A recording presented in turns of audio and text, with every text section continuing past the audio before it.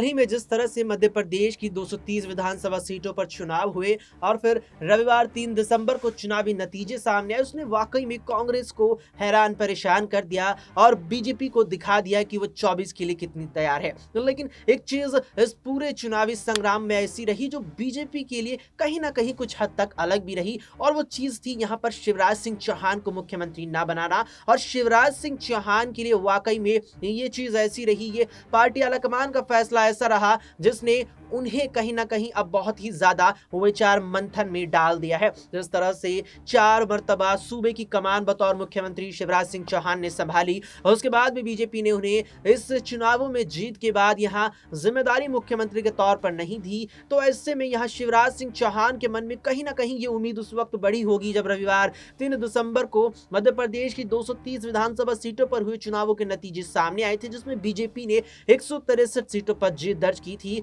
शिवराज को उस वक्त कहीं ना कहीं मन में आया जरूर होगा कि पार्टी मुझे फिर से मुख्यमंत्री बनाने के ऊपर विचार कर सकती है, लेकिन ऐसा नहीं हुआ और फिर यहां सोमवार 11 दिसंबर को भारतीय जनता पार्टी ने मोहन सिंह यादव के रूप में राज्य को उसका नया मुख्यमंत्री दे दिया।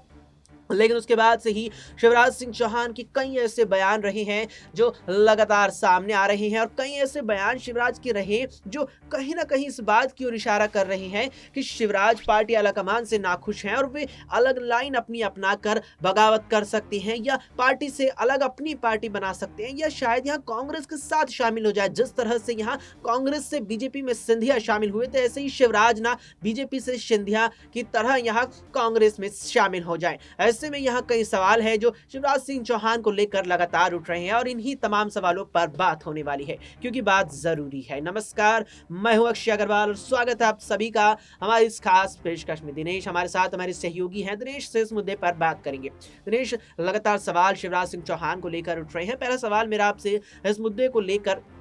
यही रहने वाला है कि जिस तरह से शिवराज सिंह चौहान के बयान सामने आ रहे हैं वो कहीं ना कहीं इशारा कर रहे हैं कि पार्टी से वे नाखुश हैं और पार्टी से अलग भी रास्ता अपना अख्तियार कर सकते हैं। क्या लगता है, वाकई में करेंगे? और अगर करेंगे तो नई पार्टी की तरफ रुख करेंगे या कांग्रेस की तरफ? देखिए, यहाँ से शिवराज सिंह चौहान लगातार जो है अब अपनी जो बहाप होती है कि जिसको बोला जाता है कि अंदर की जो बात होती है उसको निकाल रहे हैं और यहाँ पर कह रहे हैं कि जो है मध्य प्रदेश की राजनीति से मेरा अस्तित्व खत्म होता जा रहा है। एक तरफ जहाँ पर भारतीय जनता पार्टी की अगुवाई करते हुए उन्होंने इस पूरे चुनाव में जिस दमखम के साथ राजनीति की, लोगों के बीच पहुंचे, महिलाओं के बीच पहुंचे, महिलाओं के लिए मामा बनकर,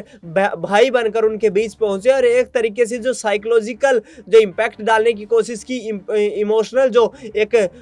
कार्ड खेलने की कोशिश की गई यहाँ पर शिवराज सिंह चौहान को, और उसमें वो कामयाब हो पाए। 10% महिलाओं ने बाहर निकलकर वोट उनके पक्ष में ज्यादा किया और इसका नतीजा ये रहा कि 166 सीटों पर वहां पर भारतीय जनता पार्टी को सरकार में वापसी करने का मौका मिला। अब यहां से शिवराज सिंह चौहान का गुस्सा साफ उठ रहा है क्योंकि पार्टी के विरोधी किसी प्रकार की गतिविधि में वो शामिल नहीं थे। एंटी इनकम्बेंसी थी मध्य प्रदेश में, आपने भी देखा, मैंने भी वहां पर काफी वक्त तक काम किया और जिस आधार पर एंटी इनकम्बेंसी, इसके साथ साथ कांग्रेस का वहां पर बढ़ता एक तरीके का रुतबा, वर्चस्व लगातार चुनौती दे रही थी कांग्रेस पार्टी, इसके बावजूद सत्ता में वापसी करवा पाना यही कहीं ना कहीं शिवराज सिंह चौहान के लिए एक बड़ी चीज थी और भारतीय जनता पार्टी ने, मेरा यही मानना है कि उस चीज को दरकिनार किया है मोहन यादव को मुख्यमंत्री बनाकर। मोहन यादव को मुख्यमंत्री बनाए जाने से अब शिवराज सिंह चौहान के पोस्टर्स गायब हो जाते हैं। उसके बाद उनका गुस्सा दिखता है कि जब तक आप मुख्यमंत्री रहते हैं पार्टी के तमाम नेता आपकी इज्जत करते हैं, सम्मान करते हैं, आपके चरण जो है वो कमल के समान होते हैं, लेकिन जैसे ही आप किसी पद से हटते हैं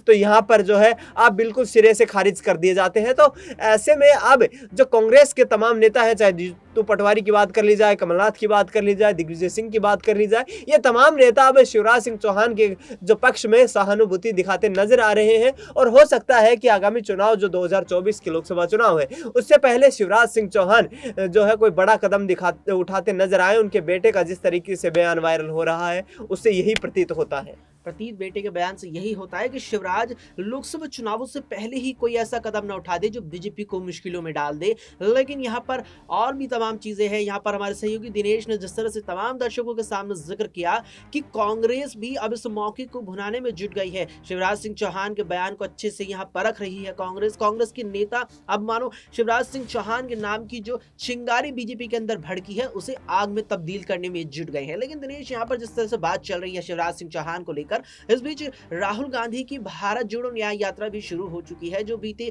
रविवार को मणिपुर से हमें देखने को मिली थी, और ये यात्रा यहाँ मध्य प्रदेश से भी होकर के गुजरेगी। क्या ऐसा हो सकता है कि अगर शिवराज सिंह चौहान बीजेपी से हटने का मन बनाए तो क्या शिवराज सिंह चौहान भारत जोड़ो न्याय यात्रा में देखने को मिल सकते हैं?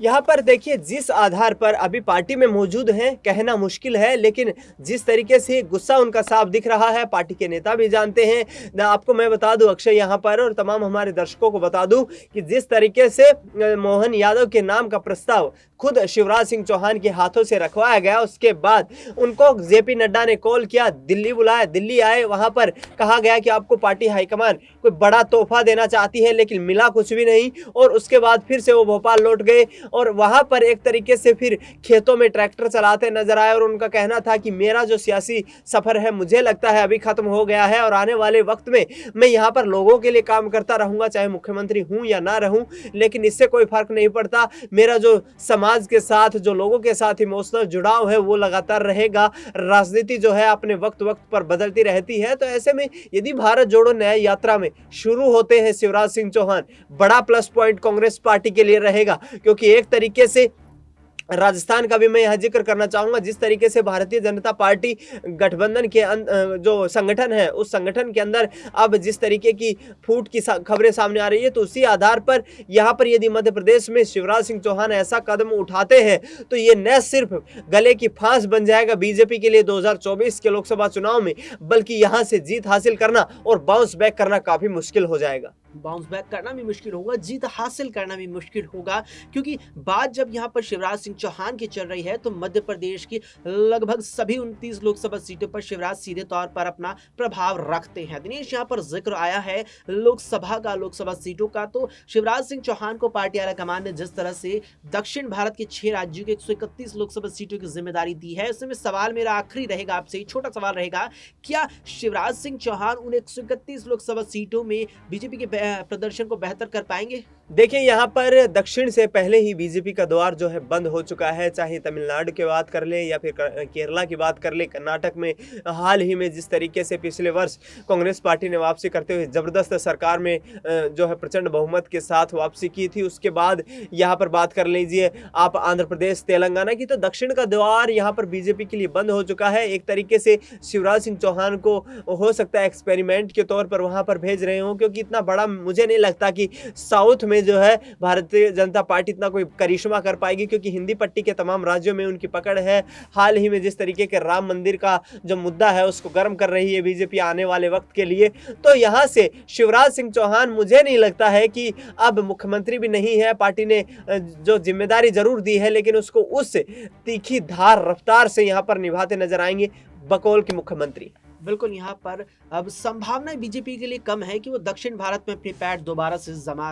यहाँ पर जमा पाए, क्योंकि लगभग दक्षिण भारत का जो द्वार है वो कहीं ना कहीं बंद बीजेपी के लिए हो चुका है। जिस तरह से बीते साल की मार्च में कांग्रेस ने उसे कर्नाटक विधानसभा चुनावों में मात दी थी, उसके बाद ये चीज साफ हो गई थी, और हाल के विधानसभा चुनावों में तेलंगाना हार के बाद ये चीज और ज्यादा में निकल कर के सामने आई कि बीजेपी के लिए दक्षिण की राह लगभग मुश्किल से भी नामुमकिन हो गई है। देखना है कि शिवराज सिंह चौहान बीजेपी को लेकर क्या कुछ कदम उठाते हैं, और क्या कुछ कदम वे उठाते हैं, इस पर आपकी क्या कुछ राय है, इसे हमें कमेंट बॉक्स में कमेंट करके जरूर बताएं। फिलहाल के लिए इस पेशकश में इतना ही। देश और दुनिया की तमाम खबरों के लिए आप देखते रहें SPN9 न्यूज।